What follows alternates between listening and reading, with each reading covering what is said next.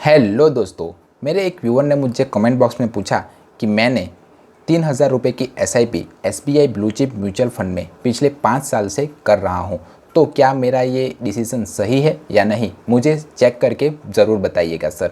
तो आज के इस वीडियो में हम यही जानने की कोशिश करेंगे कि क्या संदीप पवार ने जो 3,000 रुपये की SIP SBI के ब्लू चिप म्यूचुअल फंड में चालू की हुई है उसमें सही डिसीजन लिया है या नहीं। तो सबसे पहले हम इस म्यूचुअल फंड के पास्ट रिटर्न्स के बारे में जान लेते हैं। तो SBI के ब्लू चिप म्यूचुअल फंड ने 1 साल में 15% का रिटर्न्स, 2 साल में 35.90% का रिटर्न्स, 3 साल में 14.94% का रिटर्न्स, 5 साल में 11.69% का रिटर्न्स और 10 साल में 15.94% का रिटर्न्स अपने इन्वेस्टर को लाकर दिया हुआ है।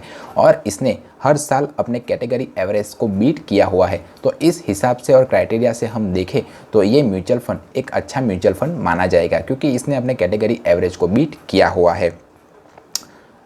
नंबर 2, ये एक लार्ज कैप कैटेगरी का म्यूचुअल फंड है, यानी कि ये इन्वेस्टरों के पैसे को लार्ज यानी कि बड़ी बड़ी कंपनियों में निवेश करता है। अब लार्ज कैप म्यूचुअल फंड वो म्यूचुअल फंड कहा जाता है जो शेयर मार्केट की टॉप 100 कंपनियों में इन्वेस्टरों के पैसे को निवेश करता है।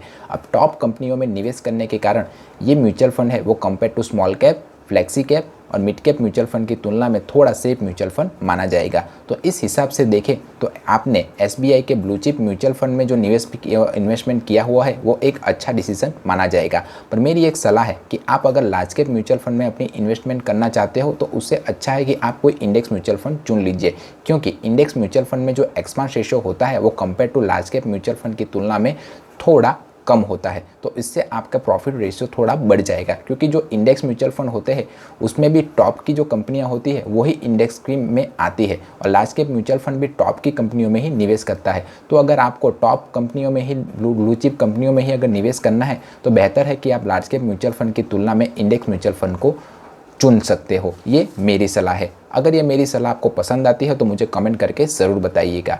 अगर म्यूचुअल फंड से रिलेटेड कोई और क्वेश्चन या क्वेरी हो तो भी आप मुझे कमेंट बॉक्स में ज़रूर बताइएगा।